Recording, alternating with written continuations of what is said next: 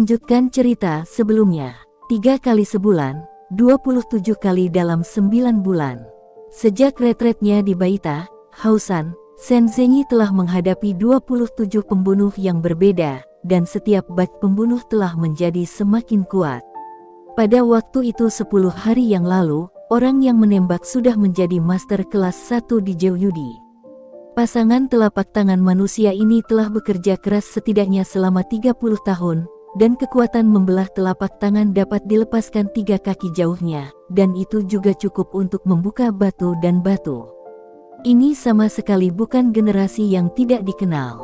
Identitas assassin ada di Cakrawala, tetapi tidak sepadan dengan waktu dan pikiran Shen Zhenyi untuk dipahami. Karena dia masih duduk di sini dengan baik, para pembunuh telah berubah menjadi tubuh yang tidak dikenal, jatuh dari tebing di belakangnya ke laut. Interogasi masih belum mendapat jawaban. Shen Zhenyi sepertinya berkata pada dirinya sendiri, dari sudut pandang pedangmu, kamu telah mendapatkan makna tiada akhir dari dunia ke-13 kasih yang membunuh pedang. Itu karena Tuan Liuru belum memasuki seni bela diri begitu awal. Dunia ke-7. Selama Anda menyatukan pikiran dan bekerja keras selama 10 tahun, Anda dapat bertarung dengan para pahlawan dunia. Petik 2. Jika kamu berbalik sekarang dan pergi, aku bisa memperlakukan kamu seolah-olah kamu belum. Shen Zhenyi berhenti sejenak dan dengan tulus menyarankan, kamu belum berusia 30 tahun dan masih muda. Sayang sekali mati di sini. Ada getaran gemetar dalam kegelapan, dan pembunuh bayaran dengan ketekunan tidak bisa lagi tenang. Setiap kata Shen Zhenyi dipukul.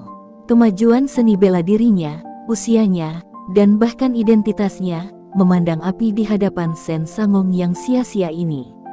Pembunuh memiliki merinding di seluruh mereka, merasa seolah-olah mereka terkena sinar matahari yang luas dan tidak dapat menyimpan rahasia. Intuisi binatang buas mengatakan kepadanya bahwa dia harus mengikuti saran Shen Zhenyi, dan segera berbalik untuk melarikan diri, meninggalkan keberadaan mengerikan di depannya, dan tidak pernah menginjakkan kaki di desa Jianshan lagi.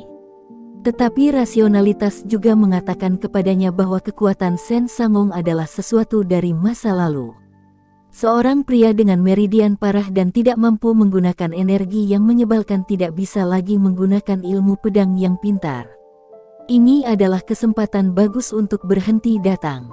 Ambisi pembunuh itu membakar dengan liar, dan rasa sakit yang membakar dari jiwanya membuatnya tidak bisa menunggu lebih lama lagi. Dia berteriak, terbang keluar dari tempat persembunyiannya, menghabiskan seluruh kekuatan tubuhnya, dan menikam dada Shen Zhenyi dengan pedang. Ini adalah pedang paling tajam dalam hidupnya. Itu adalah gunung, dan itu akan terbelah oleh pedang ini tanpa kembali. Shen Zhenyi menolak untuk melepaskannya, dan tidak bermaksud melakukan apapun.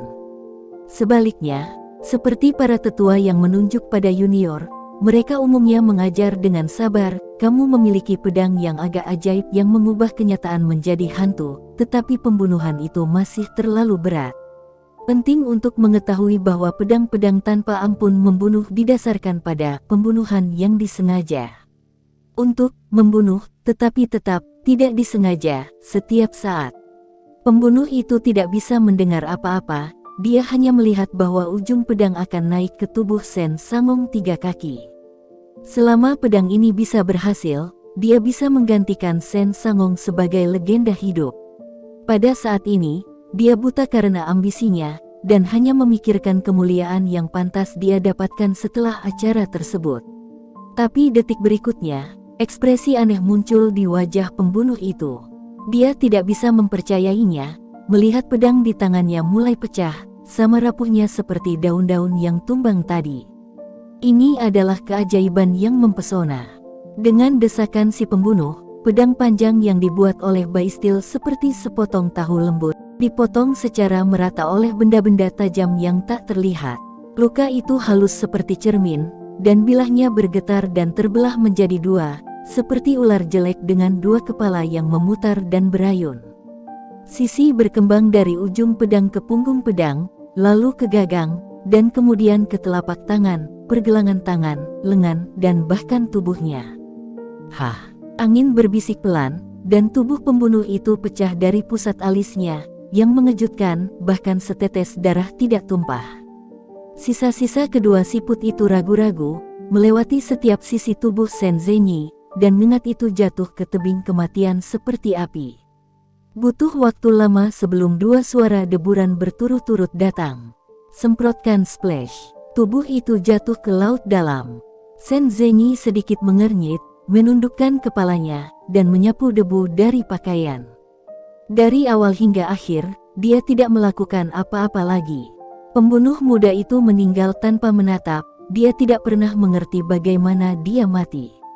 Setelah waktu yang lama, Shen Zhenyi mengambil cangkir teh dan mencium baunya, dan melemparkan cangkir teh bersama.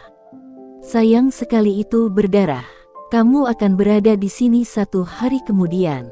Dengan sedikit penyesalan dalam nada bicaranya, dia mendorong kursi roda ke samping menuruni gunung. Shen Zhenyi biasanya tinggal di Menara Putih Gading di Haosan. Dia memasuki menara di sepanjang jalan gunung yang berliku. 2 pintu tembaga di bagian bawah menara ditutup dengan diam-diam.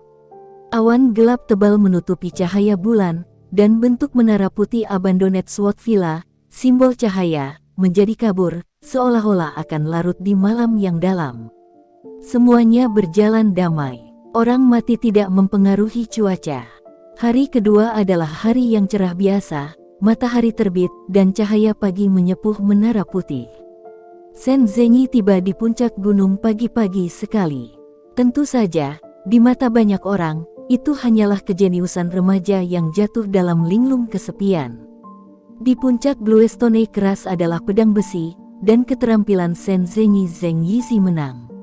Namun, tidak di tangan pendekar pedang pertama di dunia, itu hanya pedang baja biasa yang digunakan oleh murid-murid Jian Shanzhuang.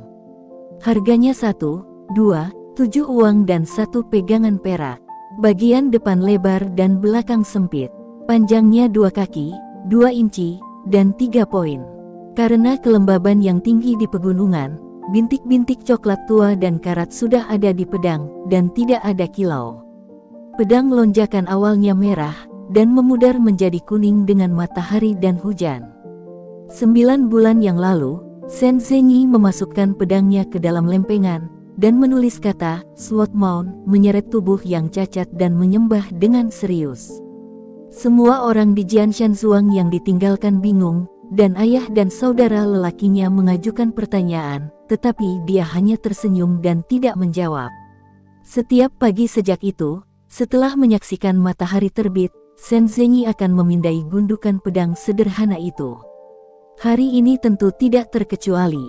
Shen Zhenyi membakar 2 pot uang kertas, menumpahkan segelas air dan anggur, dan pingsan untuk waktu yang lama di depan pedang.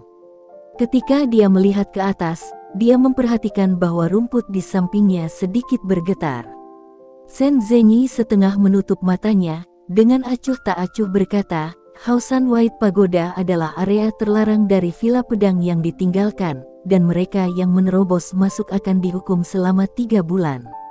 Mengapa Nona Chu selalu tahu mengapa? Suaranya tidak nyaring, tetapi cukup untuk didengar orang-orang yang bersembunyi di rerumputan. Hanya mendengarkan suara dengkuran, seorang gadis berusia 14 tahun dengan setelan merah di bor, dengan rumput kering di kepalanya. Ekspresi gadis berbaju merah itu agak malu, dan dia ingin menunjukkan pandangan yang acuh tak acuh, dengan bola mata hitam dan putih menetes-netes, dan mau tak mau bertanya, bagaimana kamu tahu aku di sini? Shen Zhenyi meliriknya dan berkata dengan santai, jika aku jadi kamu, aku tidak akan pernah bersembunyi di tempat sial itu. Pembunuh tadi malam adalah posisi yang persis sama dengan Nona Chu ini. Tubuhnya sekarang memberi makan ikan di bawah tebing.